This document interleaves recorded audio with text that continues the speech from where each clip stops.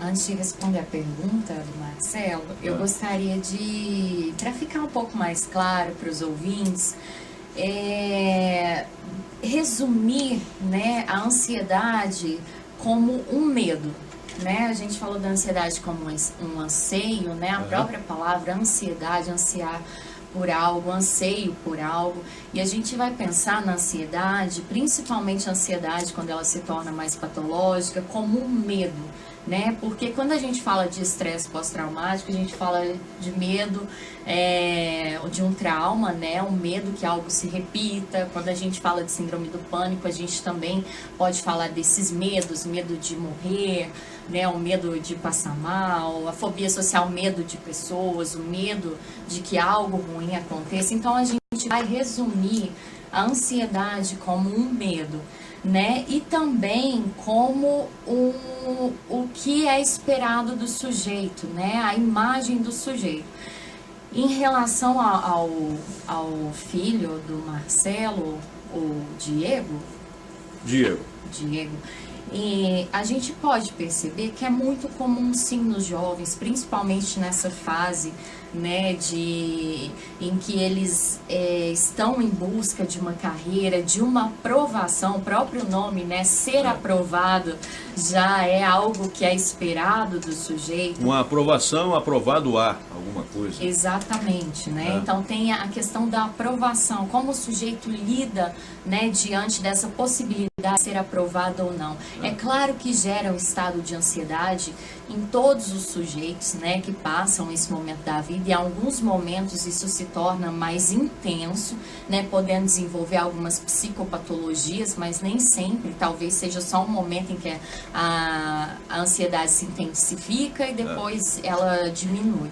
Mas nós podemos pensar, né, na ansiedade, esses mal-estares, esses medos, esses temores, como algo comum, sim, dessa fase, né? Possivelmente ele tenha se tranquilizado após a aprovação e possa retornar, né, às suas atividades psíquicas, né, normais.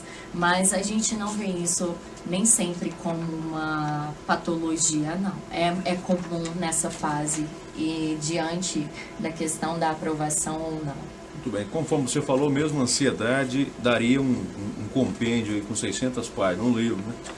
Porque esse é um assunto extremamente profundo.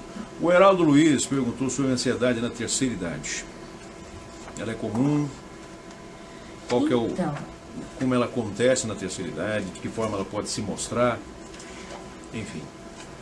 A ansiedade, ela é comum em todas as fases da vida, né? Nós pensando então na ansiedade como um medo que eu trago para ficar mais claro para os ouvintes, a gente pode pensar quais os medos possíveis do sujeito que está vivenciando essa fase da vida, né? Então a gente fala também de uma subjetividade. Tem pessoas que estão na terceira idade que têm um ritmo de vida totalmente diferente de outras, assim como na juventude, né? Então o estilo de vida, o cotidiano fala muito sobre essa ansiedade que o sujeito vivencia.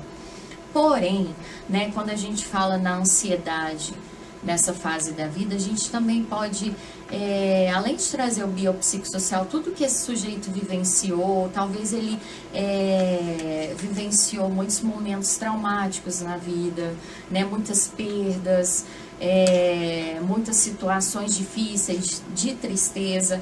Então chega nessa fase da vida em que esse sujeito ele é propenso a vivenciar mais quadros de ansiedades, isto é, mais quadros de medos, né? Então, diferentemente de um sujeito que não vivenciou tantas perdas, adoecimento. Então vai de caso para caso. Exatamente. E o que pode ser usado para amenizar ou tratar, no caso da ansiedade na terceira idade?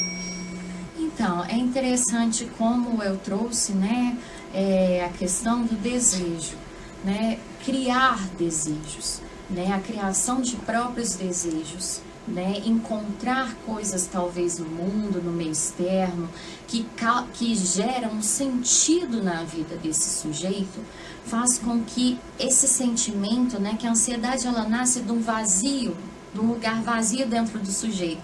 E um lugar que está vazio cabe muita coisa, né? Então é possível possível, a invasão acontece muito mais, né, essas invasões de coisas externas, muito mais em sujeitos que estão vivenciando esse lugar vazio, do que em sujeitos que se sentem já preenchidos ou que estão produzindo desejos nesse sentido, encontrando sentido na vida.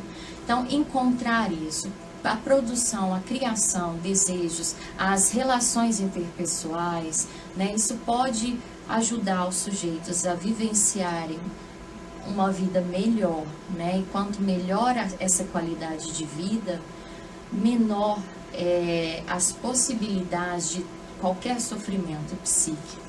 Em qual idade é mais comum a ansiedade, Cláudia? É na idade mais jovem, na idade mediana da pessoa ou na melhor idade? Essa é uma pergunta muito complexa, no sentido de que vivenciar em um mundo hoje, né, a gente não pode dizer que existe uma fase da vida em que ela é mais presente, porque isso seria errôneo falar sobre isso, em vista de que a própria sociedade, como eu disse anteriormente, que nós vivemos hoje, ela é uma sociedade ansiosa, ela é uma sociedade de excessos, né, em que os sujeitos cada vez mais eles têm estímulos no mundo externo, né, que a gente pode dizer que faz com que os sujeitos funcionem psicologicamente, mentalmente muito mais rápido que em outros momentos da vida, né, cobranças maiores, cada vez mais cobranças, cada vez mais rapidez, né, a gente vê hoje, a gente fala do fast food, a gente fala, um exemplo que eu sempre gosto de dar, de uma carta que há muitos anos era enviada pelo correio, né, que tinha um tempo de espera, que tinha a ação da escrita, né, a própria vida, né, há tempos atrás, produzia sujeitos que já sabiam lidar com os tempos da espera. Hoje não. Hoje as pessoas se comunicam rapidamente, velozmente pelo Facebook, pelo WhatsApp. Eu acho o Facebook muito lento, eu prefiro o WhatsApp. Não inventaram nada mais rápido até hoje, não? Exatamente. Então, se nós pensamos que a nossa geração está assim, nós podemos pensar que as futuras gerações, né, que elas estarão muito mais ansiosas e muito mais despreparadas para lidar com o tempo, né, com os sentimentos de ansiedade também, com a espera, né, e vão ser cada vez mais gerações impacientes, intolerantes talvez. Nós precisamos pensar isso também, nós precisamos, porque isso se torna cada vez mais crônico, né, e desenvolve cada vez mais psicopatologias.